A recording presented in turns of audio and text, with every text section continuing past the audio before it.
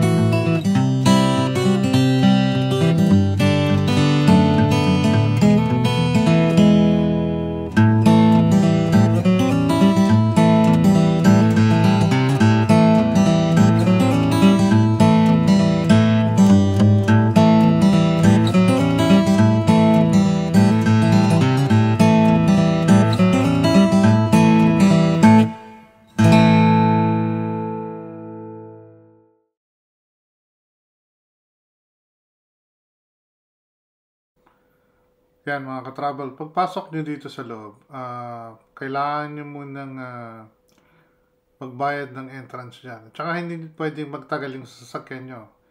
Idadrop lang kayo dyan sa unahan, tapos magbabayad kayo ng entrance. Yan, papasok dyan. So, sa may second floor, doon yung bayad ng entrance. At may pa-complimentary drinks din dyan. At kung medyo kailangan yung magpahinga ng kaunti dahil medyo mahaba yung biyahe, pwede kayo mamahinga muna ng mga ilang minuto. Tapos kung nakikita nyo yung jeep na yun, dun tayo sasakay sa jeep na yan. Tapos dadalhin tayo dun sa mismong location. At ito pala yung back ng building na to. Yan yung mga papasyalan natin mamaya. Kung nakikita nyo, yan yung mga lumang bahay sa iba't ibang part ng Pilipinas. Tapos dinala dito, binuo dito. Ayan, at pinangalanan yan depende sa lugar kung saan nanggaling yung bahay. Tapos mamaya sasakay tayo dyan sa mini boat na yan. Pwede kayo mamasyal dyan sa mga bahay-bahay na yan. Pwede kayo magpa-picture. Pero syempre, dahil nga inaalagaan yung lugar na yan, kailangang may konting pag-iingat po at saka respeto na kada papasok kayo sa bahay, kailangan nyo magtanggal ng sapatos at medyo alam nyo na, medyo history yung mga bahay, kaya kailangan iingat-ingatan nyo. Mga travel. So yan. At tayo ngayon sa Las Casas. Ito mamaya, tignan nyo at pasyalan natin. At mamayang konti, sasakay na tayo ng jeep, dadalhin tayo sa location. At magkita tayo sa mismong location para sa additional na information kung ano pa makikita natin sa bahay na ito. Man-made canal. So paano? Abangan nyo. Yan yung mga lumang bahay yan. Subukan natin mag-ride dyan mamaya sa boat, tapos pakita natin yung mga bahay na madadaanan natin. Ipapaliwanag sila nung magiging tour natin mamaya. So yan yung Las Casas. So mamaya at baka natin. So yun, medyo zoom ko ng konti para makita natin. Yan, yung mga lumang bahay dito.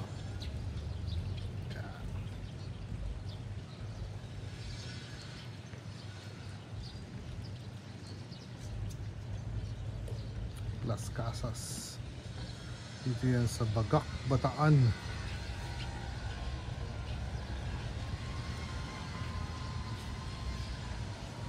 Yun!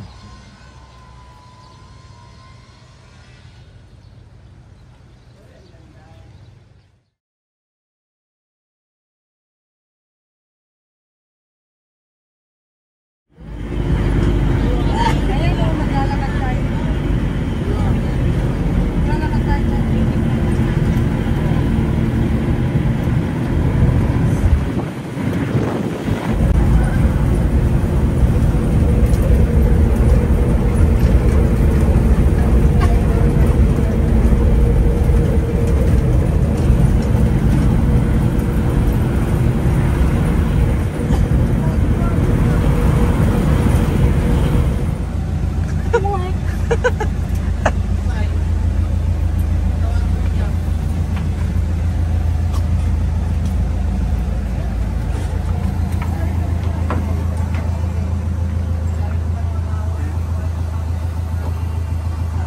nandito kami sa Las Casas.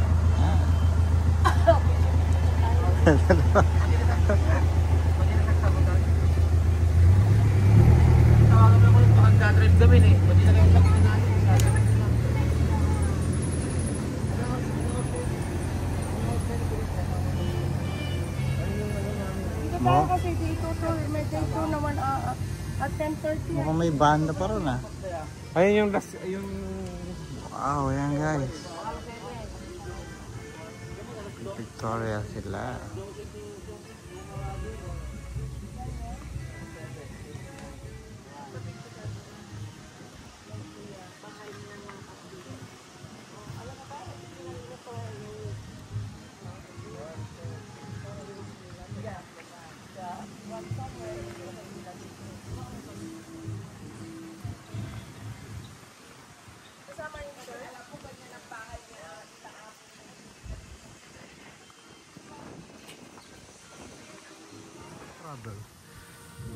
Gusto nyo malaman kasi nagbibideo sa akin. Yan siya. Akala mo ha. Hindi may ibabalik sa'yo. Yan. Ang ganda-ganda naman ang damit mo. Wow. Ganda ng damit mo. Oh, ano yung damit na yan? MJ po yan. Iba, iba. Yan o. Baka naman. Ang kalbo sa Las Casas. Ayun. Ayan, si Bossing. Si Mami. Tita Gilda. Kumisa tayo. Ayan. At parang nawala si na kuya. Matagal lang mga... Andun.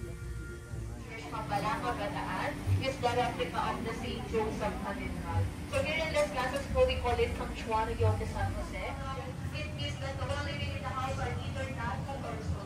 Because before, the Casa Maranao was owned by the dad who named Sabino Ilocoa. Casa Maranao po is also the best example of a pre-colonial house from Marawi.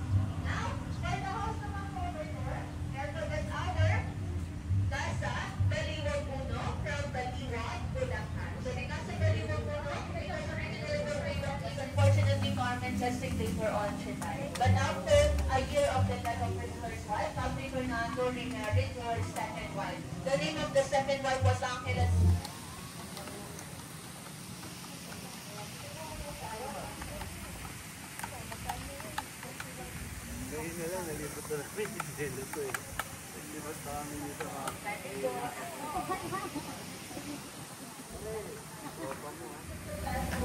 Hindi kayo papasok. Start na sa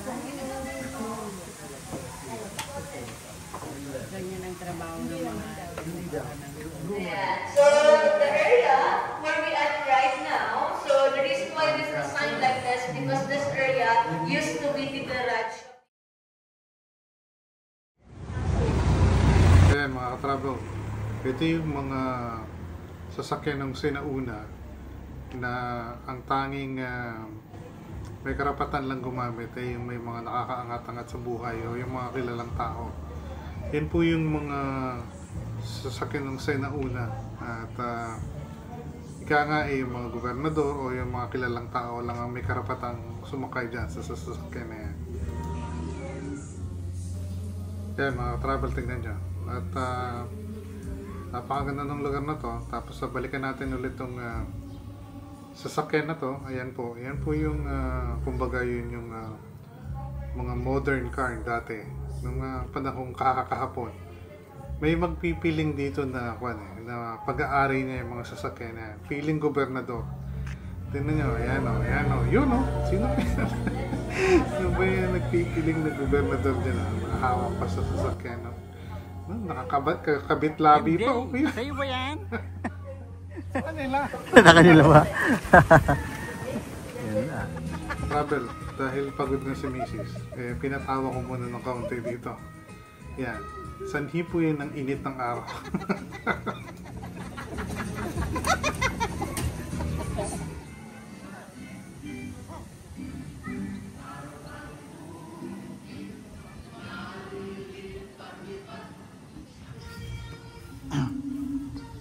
Yun. Ay, MJ, anong ginagawa mo dyan? Magandang buhay. Ba't nandiyan kayo? Anong ginagawa nyo? Mukhang may balak pa kayo ah. Ba't tayo pa nila pumunta dito? Aba, ewan.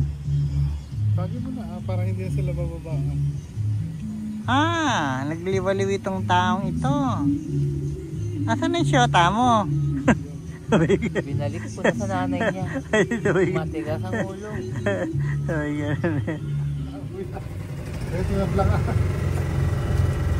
Ma'am sir, magandang tanghali po pala. Ito po pala ang ilog na lalakbayin po natin sa pusong natural na ito. Natural river po siya. Ito po na ito galing po siya sa bundok po ng Mount Native. Anong pangalan ulit ng bundok? Mount Native po. Native. Atib. Native. Native. Mount Native. Mount Native. Pangalan po ng ilog na ito, Umagol River. Kaya po yung tulay po dito na tinatawag po siya ng tulay ni Lola Basha. Kaya po siya tinawag po ng tulay ni Lola Basha kasi po sa mga karakter po ng mga ni Lola Basha na Tigbalang, Manananggal po. Yung talaga. Pero yung tulay po na yan, replica po yan ng first good bridge po sa Paris. Manananggal. Kaya tulay ang Lola Basha. One ni Lola Basha. Pala yun.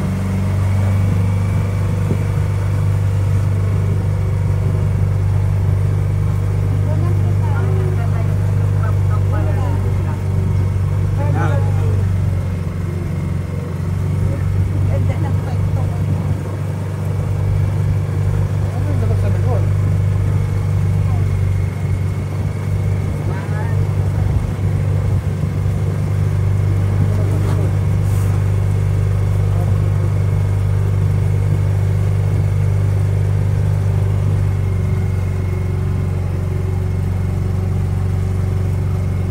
Ito po pala simbahan niya, replica po yan na St. Joseph Cathedral po ng Balanga po saan.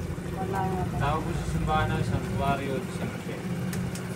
Kung hindi mo pala nakapag-walk on Turo Heritage, punta lang po kayo sa kasama niya. Ito po yung bahay po yun sa kanan po natin. Yung bahay po na galing po na po dyan Laguna. Yan po yung pagmamayari po ng nanay po na Rizal, na si Tutora.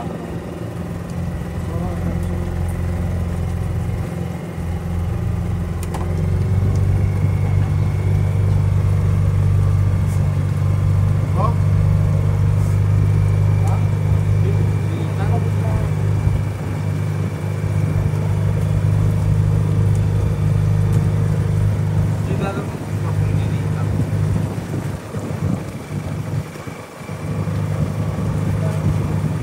Oh, I can traffic more than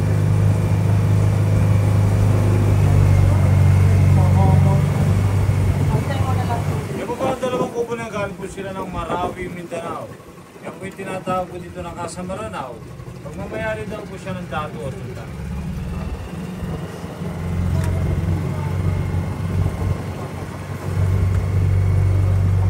Datu. Ay, ang mga tao.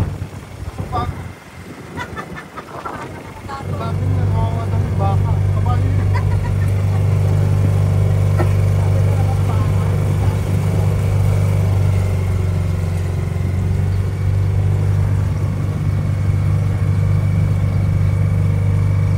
Sabi nila yung mga una ng mga tao daw dito.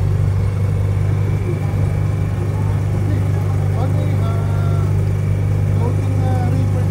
Nasa Thailand. Market. Hindi na mawawala yung tumbler ko doon. Hindi yun yung tumbler. Saan sir? Doon po sa may Na-registration po? Ay, hindi lang po natin alam sir. Wala naman. Okay na. Kasi kung empleyado po nakakuha sir, maaari po isasoli po nila sa ano. Diba, pagdadaan tayo rito, makikita ko. Ah, dito lang Oo, po. dito sa may bandalon, sa may kulay. Sa may tapat ng mga bakma. Kung natanay nyo sir, ano po na po? Danaw na po pa rin sa tanong. Hindi pa. Sa may tapat ng... Oo, yung tumbler ko na iwan ko doon. Saan? Doon sa may pinagkapitan ko namin ng konta nito. Walang ko din ng tubig. Yung una natin pinunta. Oo, yan, yan. Yan din naman tayo. Baka pintulog na mga ano. Kasi ano na po natin.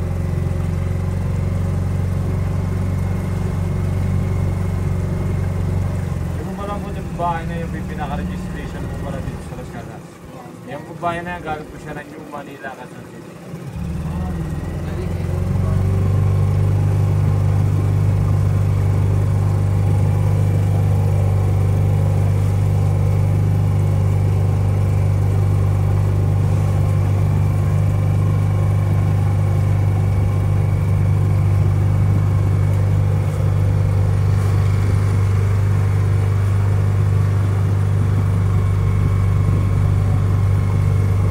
Ayun yung tumbler, ayun o. Nandun pa rin? Ayun na sa may kulay yellow na kung ano yun, nakatayo. Ayun o. Parang pwedeng tumigil si Kuya, no? Aba, pumunta po tayo.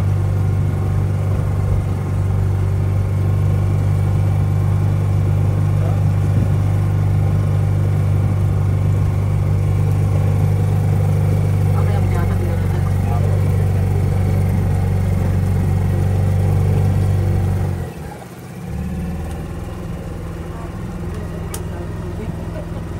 Hindi may normal.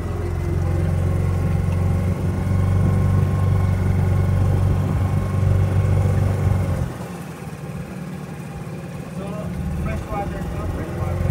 Brakas po siya, dito na po naghahalo yung tubig alat at From sabon the niya. mountain native. Pero Ano yan? meron siyang mixture ng sinabi Aba. ng babae ng Brakas water from po siya. salt water.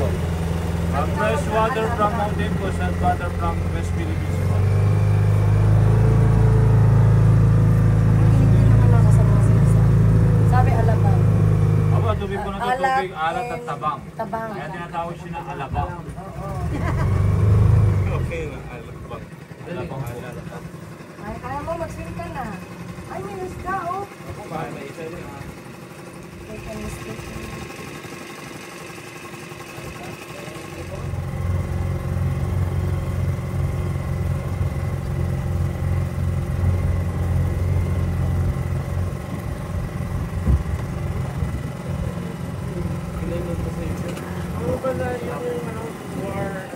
Oo, yun sa mga yun. Hotel, pwede natin parang puntan daw. Aba, pwede po. Kung di pa po kayo nakakapag-lunch po pala, gusto niyo pag- Paella. Paella. Okay, so which one do you prefer? Italian or Spanish? Because we only have two choices.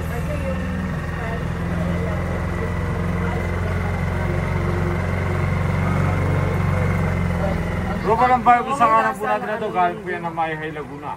Yan po yung pala yung pangalawa sa pinakamatandang bahay na patubos sa Pilipinas noong 1744. Kung mapapansin niyo po yung bahay na yun, meron po siyang maliit na kwarto sa taas. Nung araw daw po yung mga siyar daw po nung araw, nasa taas daw po siya ng bahay. Di ba daw po siya mga inidor nung butas lang daw po siya. Kaya po ng siyar daw po yung nagmamayari ng bahay, diretso po sa ilog. Yan daw po yung mga siyar nung araw. Yan po pala nasa harapan ng pula, tinatawag dito na Casa Guillermo Bonifacius Drive. At kung na nakikita niyo po dyan, nakatapos siya ni Guillermo.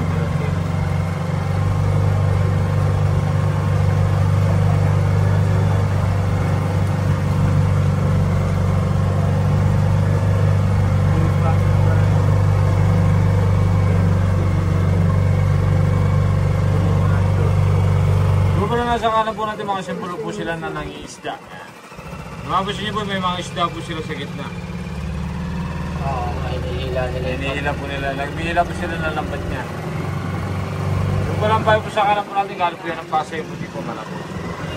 Yan po pala yung vision po ng UP. Dali po siya ni Guillermo Tolentino.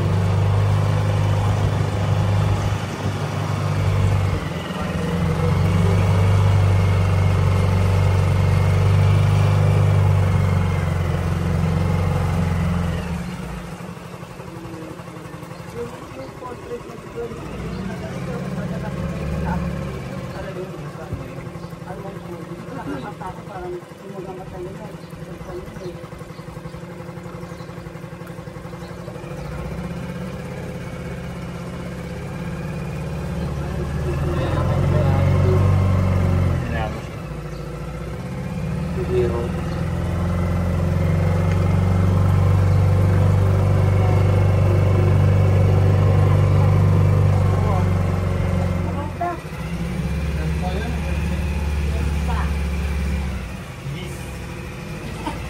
Putulan ng ulo yung isa.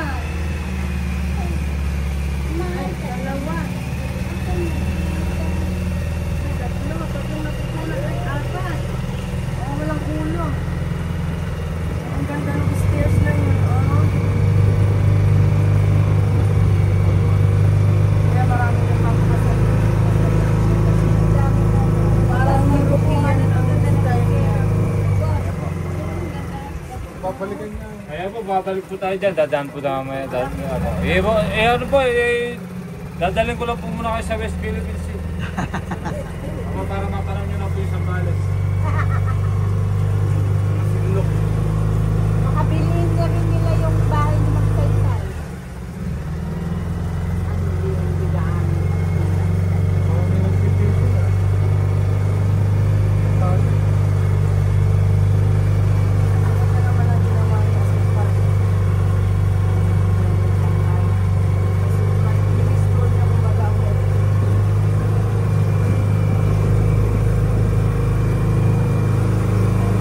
Pag Sabado at Linggo po, busy dito. Yung mga ginatawag po dito ng boardwalk o labong napakaganda po dito paggabi pa po. Oo, maganda dito ang gabi. Kaya sabi ko, stay tayo. Kasi sa mga picture, mga light, baka lang nasa YouTube.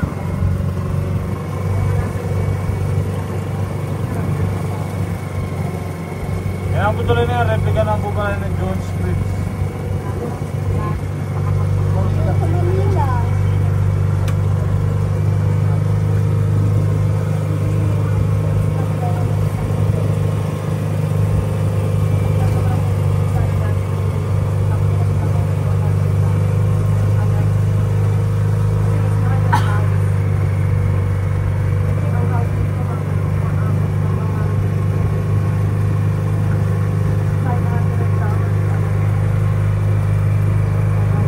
Pero naman kasi nagpang 460. Madami.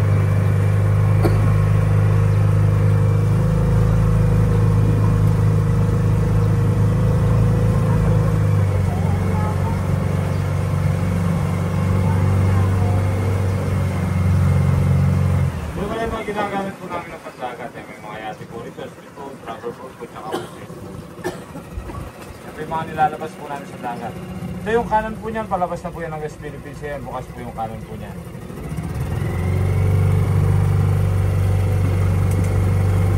Ano yun sir? Pinapatrol nyo rin yan? Opo, pinapatrol po namin. Nire-rentahan lang po siya, 20 po siya per hour. 20K.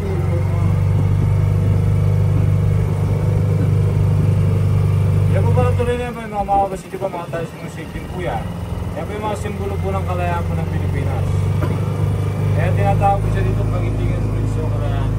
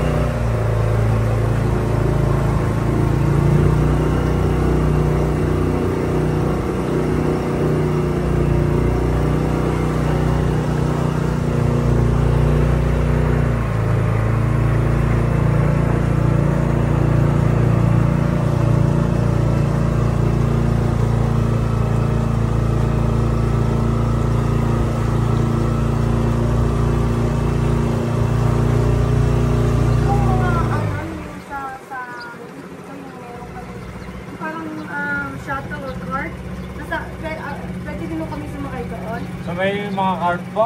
Nire-rentan po siya ron. Ano nire-renta na? Yung ano po, pwede po siya sa may...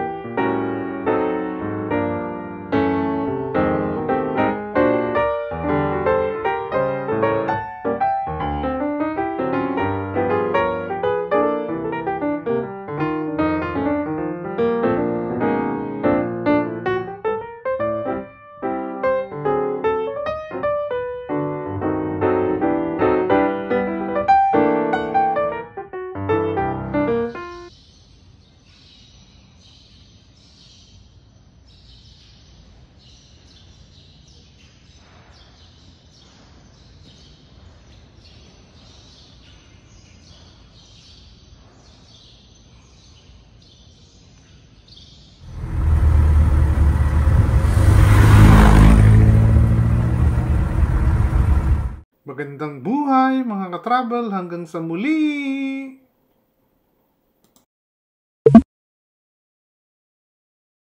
Please like, subscribe, and follow to stay informed about new uploads. Thank you for watching.